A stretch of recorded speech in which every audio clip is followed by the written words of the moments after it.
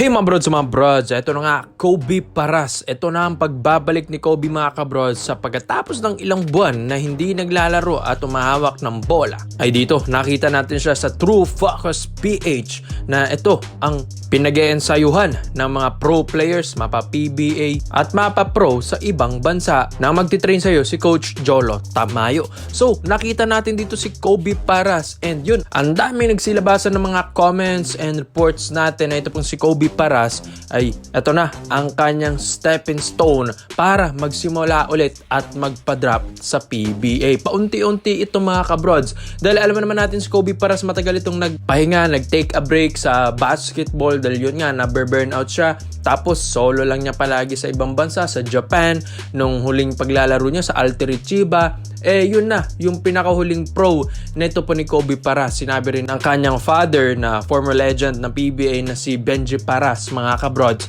na gusto nga talagang magpahinga ni Kobe at yun, bibigyan din naman niya ng time. Ito pong si Kobe para gawin kung ano yung gusto niya. Pero hindi pa rin mawala kay Kobe Paras yung paglalaro ng PBA. Alam naman natin nakafocus siya sa showbiz, sa kanyang girlfriend na si Kylie Alcantara, na artista mga kabrods. Pero ito pong si Kobe Paras, sa tagal-tagal niyang hindi na nakahawak ng bola, sa tagal-tagal na niyang nakafocus sa showbiz, pagiging artista, girlfriend mga kabrods, ay dito niya na-miss na ang basketball. Kaya ito, sa pagtitrain niya dito kay Coach Jolo Tamayo sa True Focus PH, sa pinalabas na clips nila, ay makikita mong nandun pa rin yung galaw ni Kobe Paras. Yung skills niya, yung athleticism niya. Kaya 'di ba mga kabrods, alam naman natin na bumaba yung timbang neto, nag-decrease ng weight. Di na ganun kamaskuladong Kobe Paras, pero mas mabilis na Kobe Paras nang nakikita natin dito mga kabrods. Pero ito, may mga reports and rumors tayo na ito pong si Kobe Paras papasukin na ito pong PBA Rookie Draft 2025. Yes, exciting ito mga kabrods dahil possible na sa top 10 ito ng first round. Bakit mga kabrods? Alam naman natin si Kobe, pag ito ay nasa magandang relationship, ay dito ito mas lalong nagfo-focus sa basketball, nagfo-focus sa laro, and mas gumagaling lalong-lalo na ang healthy ng relationship nila ng kanyang girlfriend na si Kylie Alcantara. Kaya dito, mas lalong pag-iigihan at papasukin na ni Kobe ang PBA. And may reports and rumors tayo na ang San Miguel Beermen ay isa nga sa mga nakatutok dito kay Kobe Paras. Siyempre, ang Beermen, medyo hindi yan masyadong padalos-dalos na kukunin agad si Kobe Paras dahil siyempre titignan at imamonitor din nila yung kalagayan at yung conditioning ng pangangatawan ni Kobe Paras. Yung skills naman ito, andun pa rin. Lalo na kay Coach Jolo Tamayo sa True Focus PH, talagang mahahasa ka dyan mga kabrods. Siguro mga ilang buwan lang din, mababalik din ni Kobe yan yung kanyang paglalaro sa basketball mga kabrods. 26 years old pa lang din naman ito pong si Kobe Paras. Hinog na nga ito Medyo nagtigil lang talaga, nagkonting break lang sa basketball, pero andun pa rin yung kanyang galing. Lalo na't galing ito ng Japan B-League, ng isa sa mga best competitive league dito sa atin sa Asia. Syempre pag naglaro ka dyan, magaling ka na mga kabrods. Kaya ito pong si Kobe Paras, kung matulungan niya ang SMB at kung ma-draft siya ng SMB, ay lalo talagang lalakas ang Beermen sa susunod na Philippine Cup this 2025. Dahil alam naman natin ang Beermen, ang daming aalising players ito at mga wings palalo. And itong si Kobe Paras, pwede mo itong gawing forward, pwedeng shooting guard dahil sa kanyang athleticism, tapos yung kanyang shooting ay andun pa rin. Diba? Kitang-kita dyan sa clip sa True Focus PH, andyan pa rin yung shooting ni Paras. Kumbaga na kay Kobe ng lahat yung point guard position lang, hindi pa niya porte mga kabrods. Pero ito pong si Kobe to PBA, walang imposible mga kabrods. Papasok at papasok siya dyan. Lalo na't ito, nagbabalik na siya. Kaya komento mo lang opinion mo dito mga bros at isa natin yan. Hey mga brods, alam naman natin binili na ng Star Horse Shipping Lines. Ito pong Terra Firma Jeep. Well, isa rin dito sa mga naka-line up, ito pong si Gab Dagangon.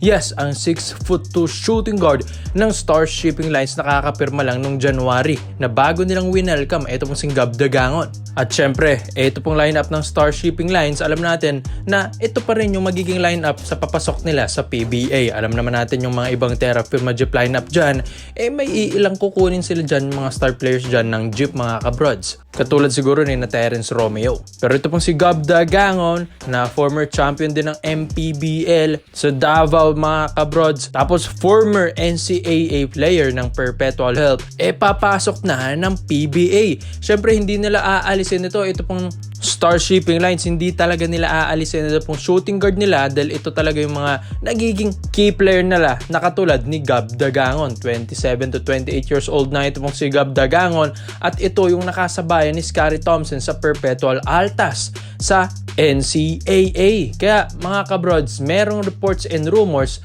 na once na pumasok ito pong Star Shipping Lines dito sa PBA debut nila, gusto nilang kunin ito pong si Gab Dagangon. Well, alam na kung sino mga kabrods. Ito pong kaibigan ni Gab Dagangon from Perpetual na si Scottie Thompson. Syempre, ire-refer na ito sa Barangay Ginebra San Miguel. Katulad na lang ng ginawa niya kay Jetroy Rosario na siya rin ang nag-refer at pinilit niya si Jetroy na sumanib pwersa dito sa Ginebra at yun, nangyari talaga mga kabrods. Ganon din si Gab Dagangon na alam naman nating marami na rin itong naging kaibigan dyan sa PBA katulad ni na Gio Halalon and Scottie Thompson. Pero syempre, alam nating mas malapit ito kay Scottie dahil yun nga, from Altas NCAA to PBA, alam naman natin yung galawan ng Barangay Ginebra San Miguel. Pag malakas ka kay Scottie, talagang papasok at papasok ka. Hindi naman din ganun basta-basta ito pong si Gab Dagangon dahil malakas din naman na player itong mga kabrods. Legit shooter ito ng MPBL and sa Star Shipping Lines. And alam din naman natin na talagang bibigyan ka ng magandang puntos neto, stats, sa scoring mga kabrods. And sa height niyang 6'2" na shooting guard, laking bagay nito para sa Ginebra dahil hindi lang naman basta shooter ito pong si Gab Dagangon.